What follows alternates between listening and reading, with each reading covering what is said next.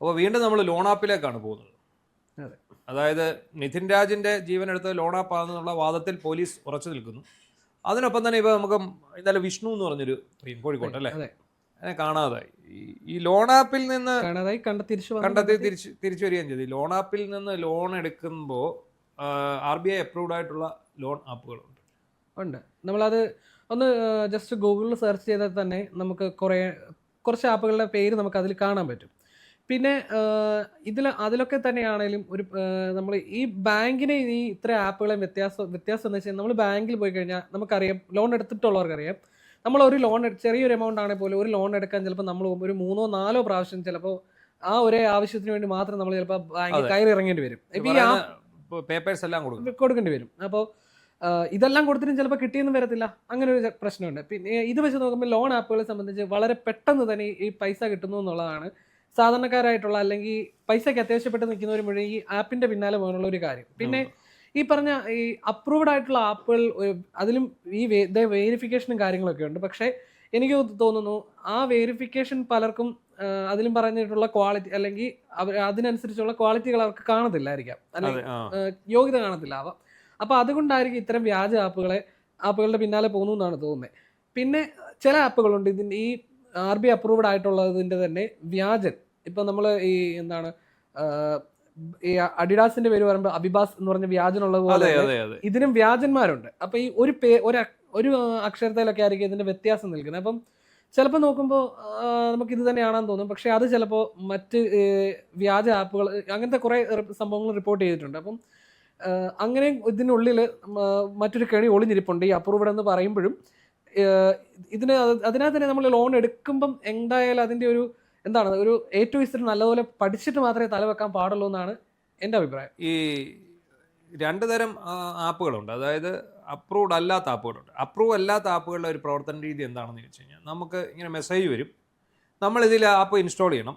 Install ചെയ്തതിന് ശേഷം നമുക്ക് എത്ര രൂപയാണ് ലോൺ വേണ്ടതെന്ന് ചോദിക്കുക. അവർ വലിയ തുകയൊന്നും തരത്തില്ല, കൂടി വന്ന ഒരു 50,000 രൂപ താഴെയൊക്കെ തരത്തുള്ളൂ. കാരണം പ്രത്യേകിച്ച് ജാമ്യമില്ലാത്ത പരിപാടിയാണ്. അപ്പോൾ ഇവർ ആദ്യം ചെയ്യുന്ന, നമ്മളിത് ഇൻസ്റ്റാൾ ചെയ്ത് കഴിയുമ്പോൾ തന്നെ അവർ നമ്മളോട് കോണ്ടാക്ട്സിലായിട്ടുള്ള ആക്സസ് ചോദിക്കും. നമ്മുടെ ഏറ്റവും വലിയൊരു മിസ്റ്റേക്ക് അവിടെയാണ് സംഭവിക്കുക. കാരണം ഈ നമ്മളൊരു ആപ്പ് ഇൻസ്റ്റാൾ ചെയ്യുമ്പം അതിന്റെ പുറകെ ഒരു കുറേയേറെ സാധ്യതകൾ ആക്സസ് ചെയ്യും. നമ്മളിത് മൈൻഡ് ചെയ്യാതെ ആ പോട്ടെ എന്ന് പറഞ്ഞ് കോണ്ടാക്ട്സ് ചോദിക്കും, ഗാലറി ചോദിക്കും പ്രധാനമായിട്ടും, പിന്നെ ലൊക്കേഷൻ ചോദിക്കും. ഇത്രയും ചോദിക്കുമ്പോൾ ഇതിനകത്ത് ഇപ്പം നമുക്കറിയാം, നമ്മൾ ഏത് ആപ്പ് എടുത്താലും നമ്മൾ ലൊക്കേഷൻ അലോ ചെയ്യാതെ ഒരു ആപ്പും വർക്ക് ചെയ്യില്ല. അത് ആപ്പിൻ്റെ ഒരു ഇതാണ്. പിന്നെ മറ്റ് ആപ്പുകളൊന്നും തന്നെ, ഇപ്പം നമ്മൾ സൊമാറ്റോയുടെ ഒരു ആപ്പ് എടുത്തു. സൊമാറ്റോ നമ്മളിപ്പോൾ ഒരു ഉദാഹരണത്തിന് അവർ ചോദിക്കുന്ന ലൊക്കേഷൻ മാത്രമാണ്. അവർ നമ്മളോട് ഗാലറി ചോദിക്കില്ല, അവർ നമ്മളോട് കോണ്ടാക്ട് ചോദിക്കില്ല, അവർ ലൊക്കേഷൻ മാത്രം ചോദിക്കും. പിന്നെ അവർ നോട്ടിഫിക്കേഷൻ ചോദിക്കും. നോട്ടിഫിക്കേഷൻ നമുക്ക് ലൊക്കേഷൻ ഉണ്ടെങ്കിൽ മാത്രമേ ഈ ആപ്പ് വർക്കാകത്തുള്ളൂ. ഈ നോട്ടിഫിക്കേഷൻ ഓപ്ഷനല്ല. നോട്ടിഫിക്കേഷൻ നമ്മൾ വേണ്ടാന്ന് വെച്ചാൽ ആപ്പ് വർക്കാവും. പക്ഷേ ലോൺ ആപ്പിൽ എങ്ങനെയാണെന്ന് അറിയാം. അതായത് അനധികൃത ലോൺ ആപ്പിൻ്റെ കാര്യമാണ് നമ്മൾ. ലോൺ ആപ്പിൽ നമ്മളോട് ചോദിക്കുമ്പോൾ ആദ്യം നമ്മൾ കോണ്ടാക്ട്സ് ആക്സസ് ചെയ്യാൻ ഉള്ള അലോ കൊടുത്തെങ്കിൽ മാത്രമേ ഇത് ഫർദർ പ്രൊസീഡിങ്സിലേക്ക് പോകത്തുള്ളൂ. കോണ്ടാക്ട്സ് കഴിയുമ്പോൾ അടുത്തത് അവർ ചോദിക്കുന്നത് ഗാലറിയാണ്. ഗാലറിക്ക് ശേഷം ചോദിക്കുന്നത് ഈ പറയുന്ന, ആദ്യമേ ചോദിക്കുന്നത് പിന്നെ നമ്മുടെ ലൊക്കേഷനാണ്.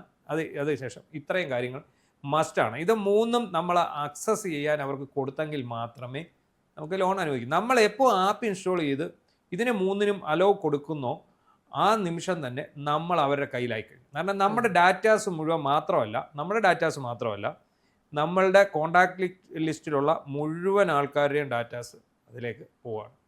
അപ്പോൾ അതിനുശേഷം നമ്മൾ എടുക്കുന്നു, നമുക്ക് വ്യക്തിഗതമായിട്ടൊരു ലോൺ തരുന്നു. 10 രൂപ 15 രൂപയാണെങ്കിൽ 15 രൂപ തരുന്നതിനെല്ലാം ഇവർ കൊടുക്കുന്ന ഒരു സാധനം ഇതാണ്. വേറെ നമ്മുടെ ആധാർ കാർഡും മേടിക്കും, തിരിച്ചറിയൽ കാർഡ് എന്തെങ്കിലും ഇവർ മേടിക്കും, പാൻ കാർഡ് ചോദിക്കും. ആ പാൻ കാർഡ് ഇതെല്ലാം മേടിക്കും, അപ്രൂവ്ഡ് ആയിട്ടുള്ള ഇതിലാണ് ഇവരും ചോദിക്കും. ഇത് മേടിക്കും. മേടിച്ചതിന് ശേഷം നമുക്ക് ലോൺ തരും. ലോൺ തരുമ്പോഴേ അവർ പലിശയുടെ കാര്യമൊന്നും പറയത്തില്ല. പിന്നീടാണ് നമ്മൾ അറിയുന്നത് ഇത് 100 രൂപയ്ക്ക് 2 രൂപ 2 രൂപയല്ലല്ലോ, പലിശ 2%. അതായത് വാർഷിക പലിശ 12 × 2 24% വാർഷിക പലിശ. എന്നാൽ 24 മാത്രമല്ല, ചില ആൾക്കാർ പറയുന്നത് കേട്ട് 36 ഉണ്ട്, 48% ഉണ്ട്. അതായത് പിന്നെ അതപ്പോൾ എന്ന് പറയുമ്പോൾ 12 × 3 36, 12 × 4 മാസ പലിശ കൂട്ടിക്കും. വാർഷിക പലിശ 48%. അപ്പം നമുക്ക് 100 രൂപയ്ക്ക് നമ്മൾ 48 രൂപ പലിശ കൊടുക്കും. അങ്ങനത്തെ ഒരവസ്ഥയാണ്. അതായത് പ്രതിമാസത്തെ കണക്കാണ്. അപ്പം എന്താണെന്ന് ചോദിച്ചു കഴിഞ്ഞാൽ ഇങ്ങനെ വന്ന് ഇത് നമ്മൾ എടുത്തു കഴിയുമ്പോൾ പിന്നെ ഇവരുടെ പരിപാടി ഇത് തിരിച്ചു പിടിക്കണം. മലയാളികളെ അറിയാമല്ലോ, മലയാളികൾ ഉടായ്പിൻ്റെ ഉസ്താദാണ്. ലോൺ ആപ്പുകാരനല്ല, സ്വന്തം നമ്മളെ അങ്ങോട്ടും ഇങ്ങോട്ടും കടമടിക്കുന്ന പൈസ. അതാണ് എനിക്ക് കാരണം എനിക്ക് തോന്നുന്നു മലയാളികൾ ഒരു 90% അനുഭവസ്ഥരായിരിക്കും. നമ്മൾ പണം കടം മേടിച്ചിട്ട് ചിലപ്പം വർഷങ്ങളായിട്ടും കൊടുക്കാത്ത ആളുകളുണ്ട്. അതാണ് ഈ ഉടായ്പിന്റെ രീതി എന്താണെന്ന് വെച്ചാൽ നമുക്ക് പൈസ തരുന്നു. അപ്പോൾ ഇവന്മാരുടെ വിചാരം ഇവന്മാർ മറ്റ് സ്റ്റേറ്റുകളിലൊക്കെ പരീക്ഷിച്ച് വിജയിച്ചൊരു സാധനമാണ് ഈ ആക്സസ് ചെയ്യുന്ന ഗാലറിയിലെ ഫോട്ടോസ് എടുക്കുക, ഇവൻ്റെ ഫോട്ടോസ് എടുക്കുക. ഇത് വെച്ച് ഇവൻ്റെ കോൺടാക്ട്സിലുള്ളവർക്ക് മെസ്സേജ് അയച്ച് അവരെ ഭീഷണിപ്പെടുത്തി. ഇപ്പം അഞ്ചരക്കണ്ണി മെഡിക്കൽ കോളേജ് സംഭവിച്ചത് എന്താണെന്ന് ചോദിച്ചാൽ ഇത് തന്നെയാണ് സംഭവിച്ചിരിക്കുന്നത്. ഈ പയ്യൻ്റെ കോൺടാക്ട്സിലുള്ള ആൾക്കാരെ എല്ലാം വിളിച്ചിട്ട് ഇപ്പം പൈസ എടുത്തിട്ടുണ്ടെങ്കിൽ തിരിച്ചടച്ചിട്ട് നിങ്ങൾ പറയണം, നിങ്ങളുടെ പേര് പറഞ്ഞിട്ടാണ് എടുത്തിരിക്കുന്നത് എന്നൊക്കെ പറയുക എന്നുള്ളതാണ്. അപ്പം നമ്മുടെ നാട്ടിൽ ഇങ്ങനെ എടുത്ത കുറേ പേര് എന്ത് ചെയ്യുന്നു, ഇവരുടെ ഈ പടം വെച്ച് ഇവർ ആദ്യം എല്ലാവർക്കും മെസ്സേജ് അയക്കും. എന്നിട്ട് ഇവൻ പൈസ തിരിച്ചടയ്ക്കുന്നത് പിന്നെ ഇവരുടെ ന്യൂഡ് ഫോട്ടോസ് ഉണ്ടാക്കും. ഏതാ ഈ നമ്മൾ അയച്ചു കൊടുത്തിരിക്കുന്ന ഫോട്ടോ ഉണ്ടല്ലോ, തലയൊക്കെ ഉള്ള ഫോട്ടോ, പിന്നെ നമ്മുടെ ഗാലറിയിലുള്ള ഫോട്ടോ, ഇതെല്ലാം എടുത്തുമ്പോൾ ന്യൂഡ് ഫോട്ടോ ഉണ്ട്. ഈ ന്യൂഡ് ഫോട്ടോ വരുമ്പോഴത്തേന് അതിൽ ഈ ലോൺ ആപ്പ് ഇത്ര വലിയൊരു ചർച്ചയിലേക്ക് എത്താനൊരു കാരണം ഈ ഇന്നിപ്പം വന്നിരിക്കുന്ന കണക്കും പ്രകാരം കഴിഞ്ഞ 3 വർഷം കൊണ്ട് 70 കോടി രൂപയാണ് കേരളത്തിൽ നിന്ന് ഇതുപോലെ ലോൺ ആപ്പ് വഴി കേരളത്തിൽ നിന്ന് മാത്രം 70 കോടി രൂപ. അതില് നമ്മുടെ ജില്ല വൈസ് നോക്കുകയാണെങ്കിൽ മലപ്പുറം ജില്ലയിലാണ് ഏറ്റവും കൂടുതൽ ഇത്തരത്തില് തട്ടിപ്പ് റിപ്പോർട്ട് ചെയ്തിരിക്കുന്നത്. കൂടാതെ 5-ൽ ഒരാൾ ഒരു വീട്ടമ്മയാണ് എന്നുള്ള രീതിയിൽ. അപ്പം ഈ വീട്ടമ്മമാരെ സംബന്ധിച്ച് ഒരുപക്ഷെ അവരുടെ ആവശ്യം ആ ഒരു സമയത്ത് ഇപ്പം അവരുടേതായ ആവശ്യങ്ങൾക്ക് എടുക്കാതിരിക്കാം. അത് ചിലപ്പോൾ എന്തെങ്കിലും ഒരു പക്ഷേ ഇപ്പം നമ്മുടെ കേരളത്തിലെ വീടുകളാണ്, ചിലപ്പം ഭർത്താവ് പറഞ്ഞ തമിഴന്മാർ വന്ന് ലോൺ കൊടുക്കുന്നു. അതെ, ഇപ്പം ചിലപ്പോൾ നമ്മൾ സഹോദരങ്ങളെ സഹായിക്കാനാകാം. അപ്പം അവരുടെ ഒരു മനസ്സലിവ് കൊണ്ട് ചെയ്യുന്ന ഒരു ഉപകാരം അതിനുവേണ്ടി ചെയ്യുന്നതാവാം പലപ്പോഴും ഈ ആപ്പുകളിൽ ചെന്ന് ചാടുക. അപ്പം നാളെ ഒരു ന്യൂഡ് ഫോട്ടോ അവർക്ക് വരുമ്പോഴും അത് ഒട്ടും അവർക്ക് സഹിക്കാൻ കഴിയാത്ത അവസ്ഥയിലേക്ക് എത്തും. പിന്നെ അത് ആത്മഹത്യ, അത് അങ്ങനെ അത് ഒരു ദുരന്തമാകുന്നതിന്റെ ഒരു എന്താണ് ഇതിനെക്കുറിച്ച് അറിവില്ലാത്തത് ഒരു വലിയൊരു ദുരന്തത്തിന് കാരണമാകുന്നുണ്ട്. പക്ഷേ ഈ വില്ലന്മാരെന്ത് ചെയ്യുന്നറിയോ, യുവന്മാര് പറയും ന്യൂഡ് ഫോട്ടോ ഉണ്ടാക്കി നിന്റെ പൈസ ഈ ഫോട്ടോ പുറത്തു വിടും. അപ്പൊ ചില ആശാന്മാർ പറയും നിങ്ങൾ കഷ്ടപ്പെട്ട് ഇതിനകത്ത് ഉണ്ടാക്കണം, ഞാൻ വേണേ ഒരെണ്ണം അയച്ചു. അതും അത്രയും തൊലിക്കെട്ടി അല്ലെങ്കിൽ അത്രയും കാരണം കടം മേടിച്ചൊരു ശീലമായി തിരിച്ചു കൊടുക്കാൻ നിൽക്കുന്ന ഒരുത്തരെ സംബന്ധിച്ചോളം ഇവന്റെ ഇതൊരു വിഷയമല്ല. പക്ഷെ ഇങ്ങനെയുള്ള ആൾക്കാരാണ് സത്യത്തിൽ ഈ ലോൺ ആപ്പിനെ, അനധികൃത ലോൺ ആപ്പിനെ കേരളത്തിൽ പൂട്ടിക്കെട്ടാൻ ഇടക്കാലത്ത് ഇതില്ലായിരുന്നു. കാരണം യവന്മാർ പൈസ മുഴുവൻ പോയി. ഇങ്ങനെ ഇട്ടുകൊടുത്തവന്മാരൊക്കെ എന്ത് ചെയ്തു, ഈ ലോൺ ആപ്പിൽ നിന്ന് ലോൺ എടുത്തു, പൈസ തിരിച്ചു ചോദിക്കും, തരാൻ മനസ്സില്ല. അവിടെ നിന്റെ ഇത് ഉണ്ടാക്കി നീ അങ്ങ് പ്രചരിപ്പിച്ചോ, ഇല്ലെങ്കിൽ വേണ്ട നിനക്ക് ഞാൻ അയച്ചുതരാം, എന്നാൽ എൻ്റെ ന്യൂഡ് ഫോട്ടോ വേണം ഞാൻ അയച്ചുതരാം, നീ അങ്ങ് പ്രചരിപ്പിച്ചു. ആ രീതി. പിന്നെ തെറി വിളിക്കാൻ തുടങ്ങി, ഇവരെ വീട്ടുകാരെയൊക്കെ വിളിച്ച് തെറി വിളിക്കാൻ തുടങ്ങി കഴിയുമ്പോൾ എനിക്ക് അങ്ങനെ ഒരു അനുഭവം ഉണ്ടായിരുന്നു. അതായത് എൻ്റെ ഒരു സുഹൃത്ത്, അത് ഈ കോവിഡിനൊക്കെ മുമ്പായിരുന്നു. അപ്പൊ അത് ഇതുപോലെ ഒരു പരിചയമില്ലാത്ത ഒരു ഹിന്ദി നമ്പർ, അവർ ഇംഗ്ലീഷിലൊക്കെയാണ് സംസാരിച്ചത്. എന്നെ ഇതുപോലെ വിളിച്ച് നിങ്ങളുടെ സുഹൃത്ത് ഇതുപോലെ പൈസ എടുത്തിട്ടുണ്ട്, അടയ്ക്കാൻ അവനോട് പറഞ്ഞു. ഞാൻ അന്ന് ചോദിച്ചു എന്നോട് എന്തിനാ പറയുന്നത്, അപ്പം നിങ്ങളുടെ പേര് പറഞ്ഞാണൊക്കെ എന്ന്. അപ്പം ഈ സുഹൃത്ത് അത്ര ഒരു വിശ്വസിക്കാൻ കഴിയാത്ത ഒരാളായതുകൊണ്ട് തന്നെ എന്താണ് അവന്റെ മറ്റെന്തെങ്കിലും ഒരു ഉടായ്പാണെന്നാണ് ഞാൻ അന്ന് കരുതിയിരുന്നത്. പിന്നെ പക്ഷെ നമ്മൾ ഈ കുറച്ച് നാളുകൾക്ക് ശേഷം ഇപ്പോഴാണ് ഈ അടുത്ത കാലത്തൊക്കെ ആയിട്ടാണ് ഈ ലോൺ ആപ്പിന്റെ കെണി ചർച്ചയായപ്പോൾ ഞാൻ ആ ഒരു അനുഭവം ഞാനൊന്ന് ഓർത്തു. ഇപ്പം ഞാൻ പറഞ്ഞല്ലോ, ഇങ്ങനെയാണ് ഇവരുടെ ഒരു മോഡസ് ഓപ്പറാൻഡി, ഈ അനധികൃത കക്ഷികളെ. അപ്പം പോലീസുകാർ തന്നെ അത് അവസാനം ഈ പരാതിയുമായിട്ട് ഇരുന്ന ആൾക്കാർ പറഞ്ഞു, നിങ്ങൾ മൈൻഡ് ചെയ്യേണ്ടതാണ്, നിങ്ങളിത് മൈൻഡ് ചെയ്യേണ്ട, നിങ്ങൾ നിങ്ങളുടെ സോഷ്യൽ മീഡിയ ഒരു ഇത് എഴുതിയിടുക, എൻ്റെ പേരിൽ പല ഫേക്ക് ഐഡിയകളും നിന്നും ഇങ്ങനെ ന്യൂഡായിട്ടുള്ള പടം വരുന്നതായിട്ട് ഞാൻ അറിഞ്ഞു, ഞാനിത് സംബന്ധിച്ച് പോലീസിൽ പരാതി കൊടുത്തിട്ടുണ്ട്, നീ ഒരു സാധനം ഇടുക. എന്നിട്ട് പോലീസ് തന്നെ കൊടുത്തൊരു നിർദ്ദേശമാണ് എല്ലാവരോടും, യുവന്മാരെ പൂട്ടാൻ ഒറ്റ മാർഗ്ഗമേ ഉള്ളൂ, മാക്സിമം നിങ്ങൾ ലോൺ എടുത്തുകൊള്ളുക, ഒരു കാരണവശാലും തിരിച്ചടയ്ക്കുക. അങ്ങനെ ഒരു വ്യാപകമായിട്ടുള്ള ഒരു പ്രോപ്പഗൻഡ ഈ ഇങ്ങനത്തെ ഉള്ള ആൾക്കാർക്കിടയിൽ പരന്നു. അവന്മാർ വ്യാപകമായിട്ട് ലോൺ എടുത്ത് ഇവന്മാർ ആരും തിരിച്ചടച്ചില്ല. ഇങ്ങനെ ആൾക്കാർ ഇത് ആവർത്തിക്കാതിരിക്കാൻ വേണ്ടി ഈ രീതിയിൽ മുന്നോട്ട് പോകണമെന്ന്. അത് എല്ലാ ഉദ്യോഗസ്ഥരും ഇല്ല, ചില ഉദ്യോഗസ്ഥരാണ് ഇങ്ങനെ നിർദ്ദേശം. നമുക്ക് പരിചയമുള്ള 2 ഉദ്യോഗസ്ഥർ ഈ നിർദ്ദേശം കൊടുക്കും, മുള്ളിനെ മുള്ളുകൊണ്ട് എടുക്കുക എന്നുള്ളതാണ്. അപ്പോൾ ആ സമയത്ത് ഇത് കുറഞ്ഞു. അന്ന് ഈ വ്യാപകമായി ആത്മഹത്യകൾ നടന്നൊരു സമയമുണ്ടായിരുന്നു, ആ സമയത്താണ്. അതല്ലാതെ വേറെ മാർഗ്ഗമില്ല. കാരണം ഈ നമ്മളോട് തല വെച്ച് കൊടുക്കുന്നു, പിന്നെയുള്ള ഭാഗം ഇതാണ് കാണുന്നത്. ഇപ്പം ഈ ശരിക്കും ഈ അപ്രൂവ്ഡ് ആയിട്ടുള്ള ആൾക്കാരുടെ ഈ ലോൺ എടുക്കുന്ന അത് സംബന്ധിച്ച് എന്തെങ്കിലും വിവരം ജസ്റ്റിനുണ്ടോ? എങ്ങനെയാണ് പ്രൊസീജിയർ? എങ്ങനെ അപ്രൂവ്ഡിലുള്ള ആപ്പുകളിലുള്ള പ്രൊസീജിയർ എന്ന് പറയുന്നത് നമ്മുടെ നോർമലി ബാങ്കിനുള്ളതിൻ്റെ ഏകദേശം അതുപോലെ തന്നെ നമ്മുടെ എന്താണ് നമ്മൾ ഈ ബാങ്കിൽ ചോദിക്കുന്നതാണ്, എന്താണ് നമ്മുടെ വരുമാനം എന്താണെന്ന് ബാങ്കിലും ചോദിക്കും.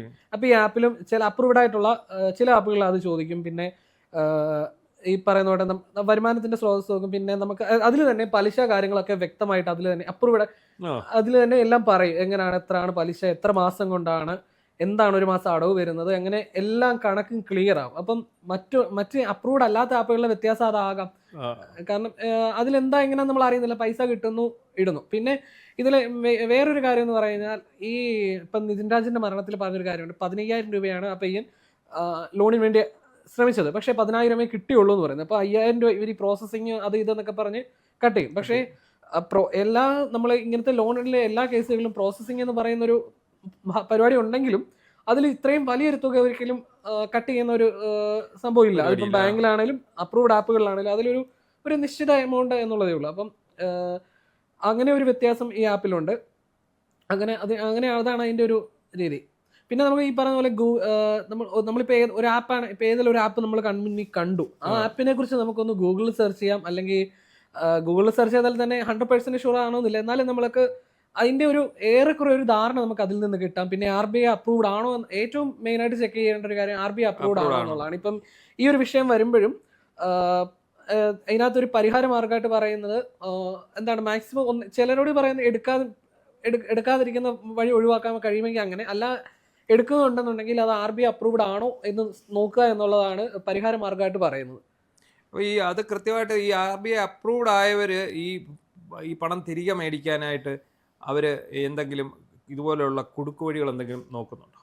അങ്ങനെ ഇതുവരെ നമ്മൾ കേട്ടിട്ടില്ല. കാരണം എന്താണ്, ഇത് ഈ RBI അപ്രൂവ്ഡ് ആവുന്നതിന് സ്വാഭാവികമായിട്ട് നമ്മുടെ സിബിൽ സ്കോറിനെ ബാധിക്കുമല്ലോ. അപ്പോൾ നോർമലി ഒരു നല്ല രീതിയിൽ ലോൺ എടുത്ത് കാര്യങ്ങൾ നീക്കുന്ന ഒരാളെ സംബന്ധിച്ച് സിബിൽ സ്കോറിന് അത്ര ഇമ്പോർട്ടൻസ് കൊടുക്കുന്ന ഒരാളാകാം. അപ്പം ഇത് സിബിൽ സ്കോറിനെ ബാധിക്കുകയാണെങ്കിൽ സ്വാഭാവികമായിട്ടും ഈ രീതിയിൽ അടയ്ക്കാതിരിക്കാൻ ആ വ്യക്തി ശ്രമിക്കില്ല. സ്വാഭാവികമായിട്ടും അത് അടച്ച് ആ ലോൺ കംപ്ലീറ്റ് ആക്കാനേ ശ്രമിക്കുകയുള്ളൂ. അപ്പോൾ അത് സിബിൽ സ്കോർ മെച്ചപ്പെടുത്തുകയും ചെയ്യും.